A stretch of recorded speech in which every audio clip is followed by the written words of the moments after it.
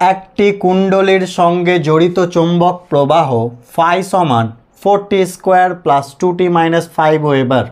কুণ্ডলীর রোধ 5 ওহম হলে টি সমান 2 সেকেন্ডে আবিষ্ট তড়িৎ প্রবাহ কত হবে? অপশন দেওয়া আছে। আগে নিজেরা পজ করে ট্রাই করি কোনটা হবে। তো চলো দেখে নেওয়া যাক কোনটা সঠিক। তো এখানে চুম্বক প্রবাহ দেওয়া আছে, তাহলে আবিষ্ট তড়িৎচালক বল ই সমান কী হবে? D phi dt. এখানে আমরা মাইনাস দিলাম না, শুধুমাত্র মানটা নিচ্ছি। ওকে, তাহলে ডেরিভেটিভ করলে কত হবে? 8t প্লাস 2 কত সেকেন্ডে বলেছে? টি সমান 2 সেকেন্ডে, তাহলে টি এর জায়গায় 2 বসিয়ে দিলাম প্লাস 2, তাহলে কত হয়ে যাবে বলো? 16 প্লাস 2 18 ভোল্ট। এখানে টি সমান কত বসিয়েছি? 2 সেকেন্ড।